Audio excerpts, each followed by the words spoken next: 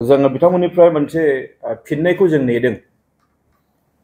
जोंहा फिननाया मोनसे साइडनिफ्राय लिरनानै हरदों आरो मोनसेनिफ्राय जोंनो खुगाजों होदों, भार्बेलि जोंनो होदों। दा बेखौ लानानै जोङो बोरै हायो जों खामानि मावबाय थानाय जादों।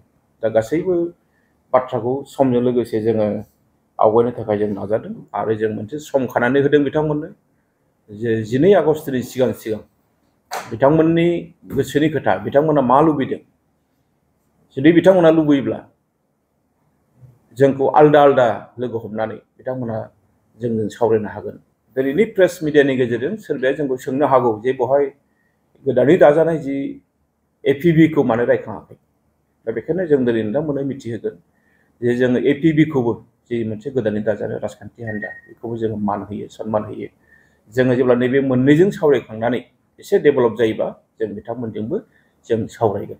मानोना जों दिनैनि दिनाव बर'फोरनि जि राजखान्थि हान्जा बिथांमोनखौ गावस्रानानै थानानै खामानि मावनोखौ जों लुबैया। मानोना जोंनि बड'फाया बुंलांखादों जे जोंनि हारिया खौसे जाबासो, खौसे थाब्लासो जों इयुनाव जाफुंसारनो हागोन। खुलुमबाय। बे समाव जोङो दुलाराय बर' फरायसा आफादनि गाहाय मावख' क'क्राझारनि बड'फा हाउसआव दङ आरो बेवहाय जोङो मोनसे प्रेस मिट लादों आरो बे हाबाफारियाव बर' थुनलाइ आफाद, बर' फरायसा आफाद, XBLT क'अपारेटिभ ससाइटि आरो लोगोसे एक्स-NDP एस'सिएसन बिथांमोना बेवहाय दङ। बे समाव बिथांमोननिसिम खुलुमनाय सिबिनाय बावहरदों आरो लोगोसे बे समाव बरायनानै लादों गासैबो खौरांगिरि बिथांमोनखौ। नोंथांमोना बयबो मिथिगौ जे दिनै बिटिआरनि जि मोनसे इलेक्सन बा बिसायख'थि बेयो फैगासिनो दङ आरो बेखौ आसाम सरकारा इलेक्सन कमिसना फोसावाखैब्लाबो आसामनि गिबि मन्थ्रि बिथाङा बुंबाय थादों सेप्तेम्बर दाननि गेजेराव बे बिसायख'थिया जागोन। दा बेखौ लानानै जोङो बर'फोरनि गेजेराव गाहायै बर'नि जेसेबां आफादफोर दङ, माहारि आफादखौ लानानै जोङो गोबां बाथ्रा सावरायदों आरो बेफोर सावरायनाय माखासे बाथ्रा बुंलायनायखौ नोंथांमोना बयबो ससियेल मिडियानि गेजेरजों नुदों आरो बेखौ जों बयबो शेयार खालामलायदों। दा बाथ्राया जाहैदों मा जे दिनैनि दिनाव BTC बा बिटिआरनि सिङाव फैबाय थानाय जि बिसायख'थि बे बिसायख'थियाव जोंनि बे ओनसोलनि जि ओनसोलारि राजखान्थि हान्जा गाहायै मोननै, बे जाबाय UPPL आरो BPF।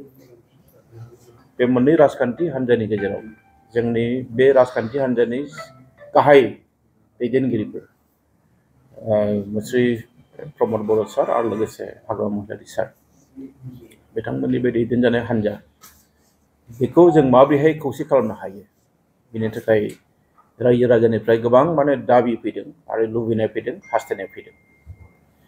आरो बे फैनायनि गुबै जाहोना बेनो जे दिनै जोङो एसे नोजोर होदों, जों नुनो मोन्दों जे बे मोननै हान्जाया जुदि ज' जायाबा, गावस्रानानै थायोबा जोंनि फैबाय थानाय समा बारा मोजां जानाय नङा। बेखौ जों नुहुरदों, बर' रायजो राजाया नुहुरदों, बर'नि आफादफ्रा नुहुरदों।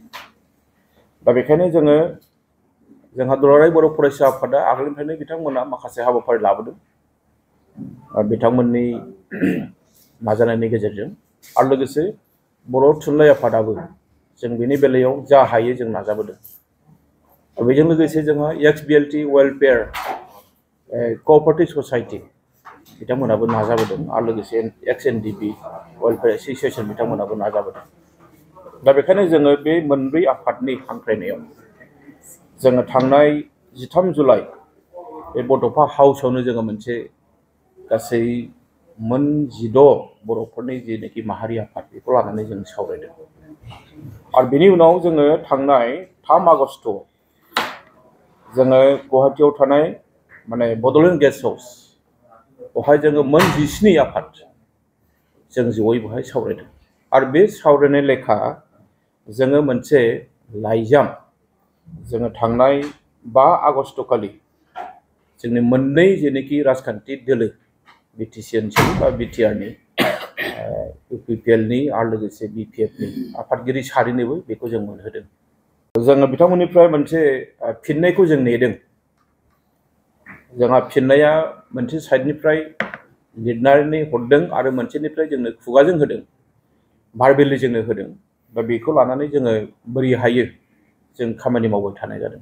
दा गासैबो बाथ्राखौ समजों लोगोसे जोङो आवगायनो थाखाय जों नाजादों आरो जों मोनसे सम खानानै होदों बिथांमोननो जे 12 आगस्टनि सिगां बिथांमोननि गोसोनि खोथा, बिथांमोना मा लुबैदों, जुदि बिथांमोना लुबैयोब्ला जोंखौ आलदा आलदा लोगो हमनानै बिथांमोना जोंजों सावरायनो हागोन। जों बे खाबुखौ बिथांमोननो होदों आरो बे खाबुखौ दिनै जों मिथिदों जे UPPLनि मानजाथाव आफादगिरि श्री प्रमद बर' सार जोंखौ बुंदों जे बिथाङा 10 आगस्ट खालि जोंखौ लोगो हमगोन। थिग बिदिनो जोङो BPFनि बेलायावबो जोङो मिजिंथिदों जे बिथांमोनाबो जोंनो मोनसे पजिटिभ नट जोंनो होगोन। मानोना जों दिनै जि मावदों बियो जोङो जास्ट मोनसे माहारि आफाद हिसाबै जों लिंनानै होदों, नाथाय बे हास्थायनाया जोंनिल' नङा, बे गासैबो हास्थायनाया बर' रायजो राजानि हास्थायनाय। बिटिआरआव थानाय गासैबो गुबुन गुबुन हारि हारिसाफ्रा बुङाखै, नाथाय बिथांमोनाबो बर'फ्रा खौसे जानायखौ लुबैदों। जोंनि बे मोननै राजखान्थि हान्जाखौ ज' जानायखौ लुबैदों। बेयावनो मोनसे बाथ्रा बुंफानो लुबैदों जे दिनैनि प्रेस मिडियानि गेजेरजों सोरबाया जोंखौ सोंनो हागौ जे बहाय गोदानै दाजानाय जि APBखौ मानो रायखाङाखै। दा बेखायनो जों दिनै नोंथांमोननो मिथिहोगोन जे जोङो APBखौबो जि मोनसे गोदानै दाजानाय राजखान्थि हान्जा बेखौबो जोङो मान होयो, सन्मान होयो। जोङो जेब्ला नैबे मोननैजों सावरायखांनानै एसे डेभेलप जायोबा जों बिथांमोनजोंबो जों सावरायगोन। मानोना जों दिनैनि दिनाव बर'फोरनि जि राजखान्थि हान्जा बिथांमोनखौ गावस्रानानै थानानै खामानि मावनोबो जों लुबैया।